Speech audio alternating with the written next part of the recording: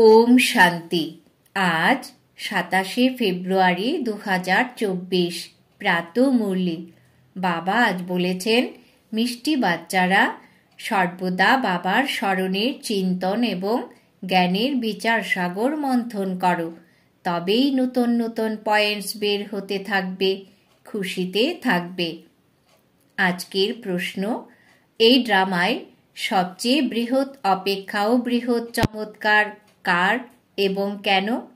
উত্তর, সব থেকে বড় চমৎকার হলো শিব বাবার, কারণ তিনি তোমাদের সেকেন্ডে পরি বানিয়ে দেন, এমন পড়াশোনা করান যার ফলে তোমরা মানুষ থেকে দেবতা হয়ে যাও। দুনিয়ায় এমন পড়াশোনা বাবা ব্যতীত আর কেউ পড়াতে পারে না।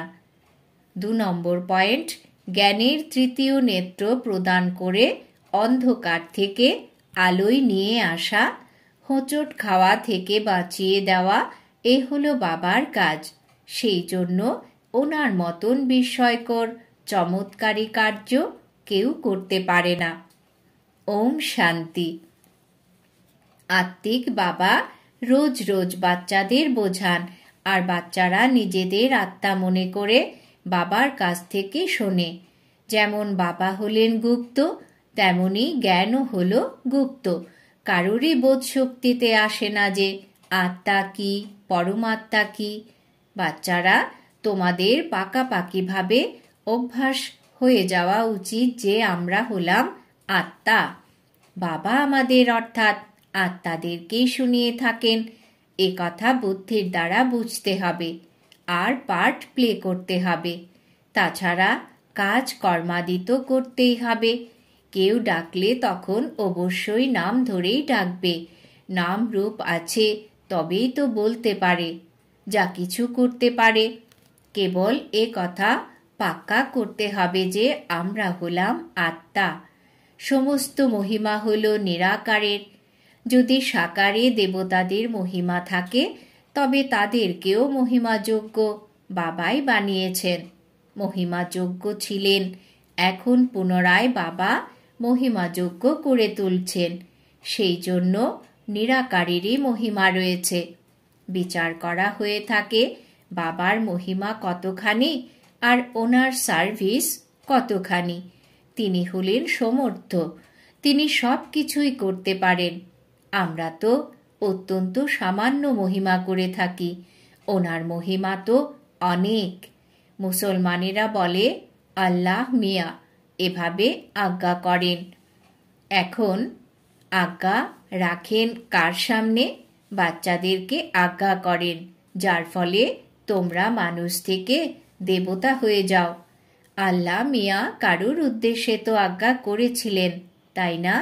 বাচ্চারা তোমাদেরকেই বুঝিয়ে থাকেন, যা কারুরই জানা নেই। তোমরা এখন জেনেছ, তারপর এই নলেজই হারিয়ে যাবে। বৌদ্ধরাও এভাবেই বলবে, খ্রিস্টানরাও এভাবেই বলবে, কিন্তু কি আজ্ঞা করেছিলেন তা কারুর জানা নেই। বাচ্চারা, বাবা তোমাদেরকে অল্ফ আর বে সম্বন্ধে বোঝাচ্ছেন। আত্মারা বাবার স্মরণ ভুলতে পারে না। আত্মা হলো অবিনাশী, তাই স্মরণও অবিনাশী থাকে। বাবাও হলেন অবিনাশী। গাওয়া হয়ে থাকে আল্লাহ মিয়া এরকম বলেছিলেন, কিন্তু তিনি কে কি বলতেন তার কিছুই জানা নেই। আল্লাহ মিয়াকে পাথর মাটির টুকরোই বলে দিয়েছে, তাহলে আর জানবে কিভাবে? ভক্তি মার্গে প্রার্থনা করে থাকে। এখন তোমরা বোঝো যে যারাই আসে তাদেরকে শত রজ তমতে আসতেই হবে। খ্রাইস্ট, বুদ্ধ যারাই আসেন তাদের পেছনে সকলকেই নামতে হবে। উত্তরণের কোনো কথা নেই। বাবাই এসে সকলকে তোলেন। সকলের সদ্গতি দাতা হলেন একজনই, আর কেউ সদ্গতি করতে আসে না। মনে করো খ্রাইস্ট এসেছেন, কাউকে বসে বোঝাবেন। এই সকল কথাগুলিকে বোঝার জন্য ভালো বুদ্ধি চাই। নতুন নতুন যুক্তি বের করা উচিত। মেহনত করতে হবে, রত্ন বের করতে হবে। সেই জন্য বাবা বলেন বিচার সাগর মন্থন করে লেখো, তারপর পড়ো যে কি কি মিস হয়েছে। বাবার যে পাঠ রয়েছে তা চলতেই থাকবে। বাবা কল্প পূর্বের নলেজ শুনিয়ে থাকেন। বাচ্চারা কথা জানে যে যারা ধর্ম স্থাপন করতে আসেন তাদের পেছনে পেছনে তাদের ধর্মাবলম্বীদেরও নিচে নামতে হবে। তারা কাউকে চড়াবে কিভাবে? সিঁড়ি বেয়ে নিচে নামতেই হবে। প্রথমে হলো সুখ, পরে হলো দুঃখ। এই নাটক অত্যন্ত সুন্দরভাবে বানানো রয়েছে। বিচার সাগর মন্থন করার আবশ্যকতা রয়েছে। ওরা কারুর সদ্গতি করতে আসে না, ওরা আসে ধর্ম স্থাপন করতে। জ্ঞানীর সাগর হলেন একজন, আর কারোর মধ্যে জ্ঞান নেই। ড্রামায় সুখ দুঃখের খেলা তো সকলের জন্যেই রয়েছে। দুঃখের থেকেও অধিক রয়েছে সুখ। ড্রামায় ভূমিকা পালন করেন তখন অবশ্যই সুখ থাকা উচিত। বাবার দুঃখ থোড়াই স্থাপন করবেন? বাবা তো সকলকে সুখ প্রদান করেন। বিশ্বের শান্তি চলে আসে। দুঃখধামে তো কখনো শান্তি থাকতে পারে না। শান্তি তখন পাওয়া যাবে যখন শান্তিধামে ফিরে যাবে। বাবা বসে বুঝিয়ে থাকেন। এ কথা কখনো ভোলা উচিত নয় যে আমরা বাবার সঙ্গে রয়েছি। বাবা এসেছেন অসুর থেকে দেবতায় পরিণত করতে। এই দেবতারা সদ্গতিতে থাকেন, তখন বাকি সমস্ত আত্মারা মূল লোকে থাকে। ড্রামায় সবচেয়ে বড় চমৎকার হলো অসীম জগতের বাবার, যিনি তোমাদের পরী বানিয়ে দেন। পড়াশোনার মাধ্যমে তোমরা পরী হয়ে যাও। ভক্তিমার্গে মনে করে কিছুই নেই, মালা জপ করতে থাকে।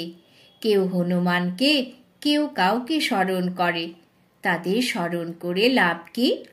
বাবা বলেছেন মহারথী, তখন ওরা বসে হাতির ওপর সোয়ারি দেখিয়ে দিয়েছে। এসব কথা বাবাই বোঝান। বড় বড় ব্যক্তিরা কোথাও গেলে তখন কত সমারোহের সঙ্গে অভ্যর্থনা জানায়। তোমরা আর কাউকে অভ্যর্থনা করবে না। তোমরা জানো এই সময় সমগ্র বৃক্ষই জরাজীর্ণ, বিষের থেকেই জন্ম হয়।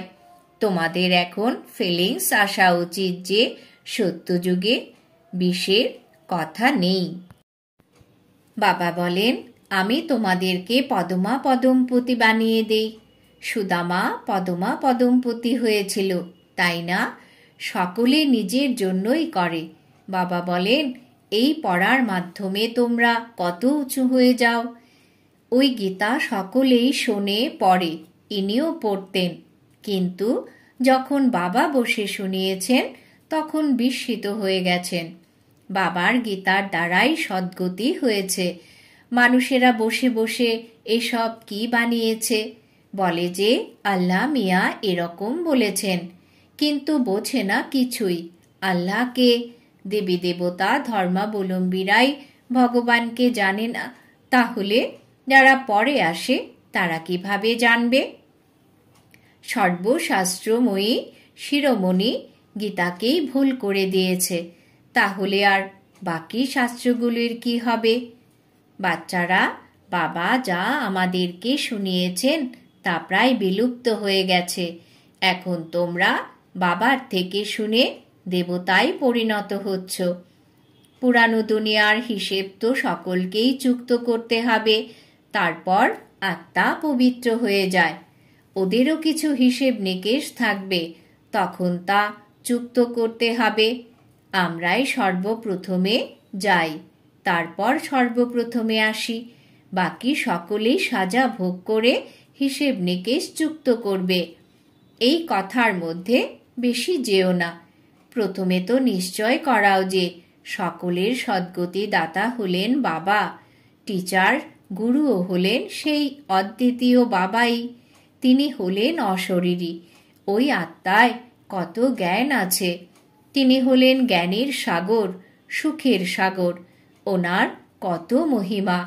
তিনিও হলেন আত্মা। আত্মাই এসে শরীরে প্রবেশ করে। পরমপিতা পরমাত্মা ব্যতীত কেউ আত্মার মহিমা করতে পারে না। আর সকলেই দেহধারীদের মহিমা কীর্তন করবে। ইনি হলেন সুপ্রিম আত্মা। শরীরবিহীন আত্মার মহিমা একমাত্র নিরাকার বাপ ব্যতীত আর কারুর হতে পারে না। আত্মাতেই জ্ঞানের সংস্কার রয়েছে। বাবার মধ্যে কত জ্ঞানের সংস্কার রয়েছে! প্রেমের সাগর, জ্ঞানের সাগর, এগুলো কি আত্মার মহিমা? কোনো মানুষের এরকম মহিমা হতে পারে না। শ্রীকৃষ্ণ হলেন সত্যযুগের প্রথম স্থানাধিকারী প্রিন্স। বাবাই এসে বাচ্চাদেরকে উত্তরাধিকার প্রদান করেন। সেই জন্য ওনার মহিমা গায়ন করা হয়ে থাকে। শিব জয়ন্তী হল হিরে তুল্য। ধর্মস্থাপকরা আসে কি করে? মনে করো খ্রাইস্ট এসেছে। সেই সময় খ্রিস্টানরা তো থাকে না, কাকে কি নলেজ দেবে? তখন বলবে চালচলন ভালো করো, এ তো অনেক মানুষই বোঝাতে থাকে। এছাড়া সদ্গতির নলেজ কেউ দিতে পারে না। তাদের নিজের নিজের পাঠ প্রাপ্ত হয়েছে। সত রজ তমতে আসতেই হবে। এলেই খ্রিস্টানদের চার্চ কিভাবে নির্মিত হবে? যখন অনেক হয়ে যাবে, ভক্তি শুরু হবে, তখন চার্চ নির্মাণ করবে। তার জন্য অনেক অর্থের প্রয়োজন। যুদ্ধের জন্যেও অর্থ চাই। সেই জন্য বাবা বুঝিয়ে থাকেন, এ হলো মনুষ্য সৃষ্টিরূপী বৃক্ষ। বৃক্ষ কখনো লক্ষ লক্ষ বছরের হয় কি? হিসেব করা যায় না। বাবা বলেন, হে বাচ্চারা, তোমরা কত অবোধ ছিলে। এখন তোমরা বোধ সম্পন্ন হয়ে যাও। প্রথম থেকেই তৈরি হয়ে আসো রাজ্য করার জন্য। ওরা তো একলা আসে, তারপর বৃদ্ধি হতে থাকে। বৃক্ষের ফাউন্ডেশন হলো দেবী দেবতা। তার থেকে আবার 3টি টিউব বের হয়। তারপর ছোট ছোট মঠ পন্থ আসে, বৃদ্ধি হতে থাকে।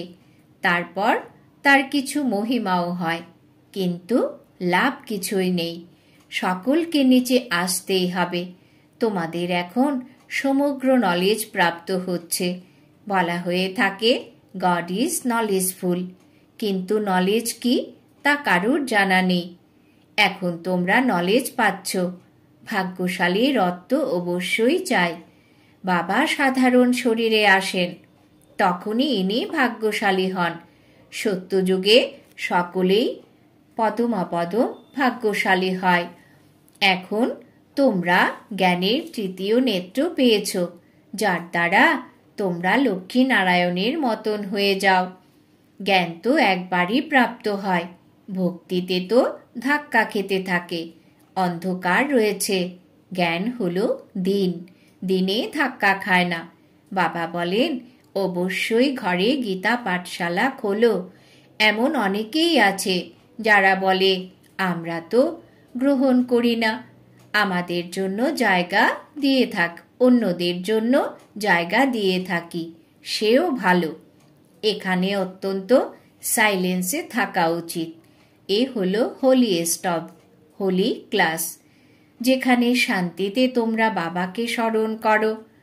এখন আমাদের শান্তিধামে যেতে হবে। সেই জন্য বাবাকে অতি প্রেমপূর্বক স্মরণ করতে হবে।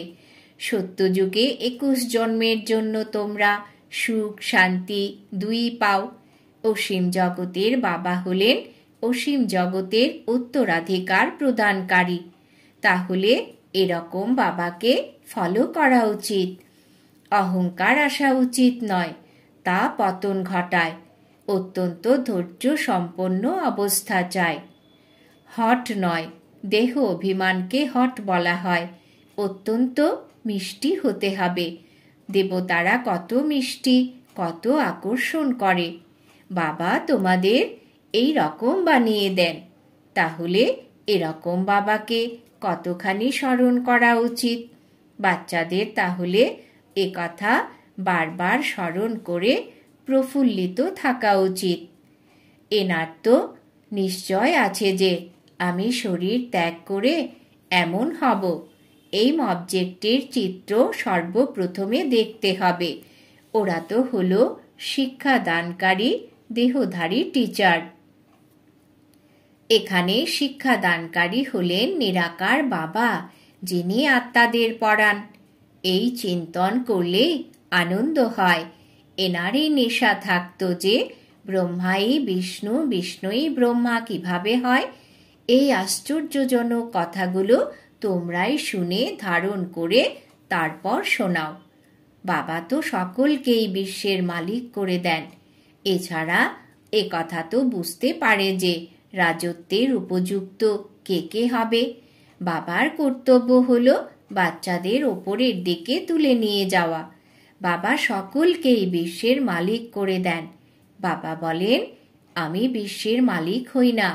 বাবা এই মুখের দ্বারা বসে নলেজ শুনিয়ে থাকেন, আকাশবাণী বলে, কিন্তু অর্থ বোঝে না। প্রকৃত আকাশবাণী তো হলো এটাই, যা বাবা ওপর থেকে এসে এই গো মুখের দ্বারা শুনিয়ে থাকেন। এই মুখের দ্বারা বাণী নিঃসৃত হয়। বাচ্চারা অত্যন্ত মিষ্টি। বলে, বাবা আজ টলি খাওয়াও। অনেক টলি রয়েছে বাচ্চারা। ভালো বাচ্চারা বলবে, আমরা হলাম বাচ্চাও আবার সার্ভেন্টও। বাচ্চাদের দেখে বাবার অত্যন্ত খুশি হয়। বাচ্চারা জানে যে সময় অতি অল্প রয়েছে। এ তো যে বোমা বানানো হয়েছে তা এমনভাবে ফেলে দেবে কি, যা কল্পপূর্বে হয়েছিল তা পুনরায় হবে। মনে করে বিশ্বে শান্তি হোক, কিন্তু এভাবে তো হতে পারে না। বিশ্বে শান্তি তোমরা স্থাপন করো। তোমরাই বিশ্বের বাদশাহীর প্রাইজ পাও। প্রদানকারী হলেন বাবা। যোগ বলের দ্বারা তোমরা বিশ্বের বাদশাহী প্রাপ্ত করো। শারীরিক বলের দ্বারা বিশ্বের বিনাশ হয়। সাইলেন্সের দ্বারা তোমরা বিজয় প্রাপ্ত করো।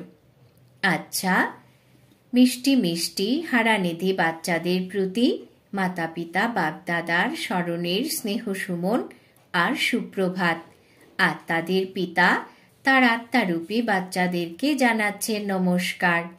আমরা আত্মারূপী বাচ্চারা আমাদের মাতা পিতা বাপ দাদাকে জানাই স্মরণের স্নেহ সুমন সুপ্রভাত নমস্কার।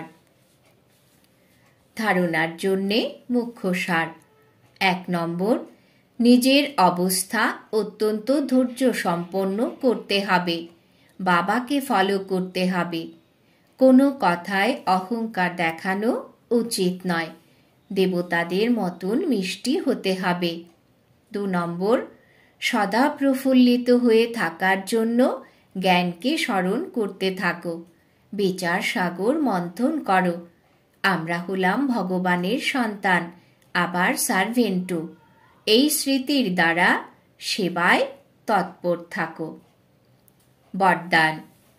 বাবাজ বরদান দিয়েছেন, মনমনা ভবর সাথে মধ্যাজি ভব মন্ত্রের স্বরূপে স্থিত থাকা মহান আত্মা ভব। মনমনা ভবর সাথে মধ্যাজি ভব মন্ত্রের স্বরূপে স্থিত থাকা মহান আত্মা ভব। ব্যাখ্যা। বাচ্চারা, তোমাদের মনমনা ভবর সাথে মধ্যাজি ভবরও বরদান রয়েছে। নিজেদের স্বর্গের স্বরূপ স্মৃতিতে রাখা একেই বলা হয় মধ্যাজি ভব। যে নিজের শ্রেষ্ঠ প্রাপ্তিগুলির নেশায় থাকে সেই মধ্যাজি ভব মন্ত্রের স্বরূপে স্থির থাকতে পারে। যে মধ্যাজি ভব সে মনমনা ভব তো হবেই। এরকম বাচ্চাদের প্রতিটি সংকল্প, প্রতিটি বাণী আর প্রতিটি কর্ম মহান হয়ে যায়। স্মৃতি স্বরূপ হওয়া মানেই মহান আত্মা হওয়া। স্লোগান। খুশি হলো তোমার স্পেশাল ঐশ্বর্য। এই ঐশ্বর্যকে কখনো ত্যাগ করো না। খুশি হলো তোমার স্পেশাল ঐশ্বর্য। এই ঐশ্বর্যকে কখনো ত্যাগ করো না। আজকের সমান আমি মহান আত্মা। ওম শান্তি।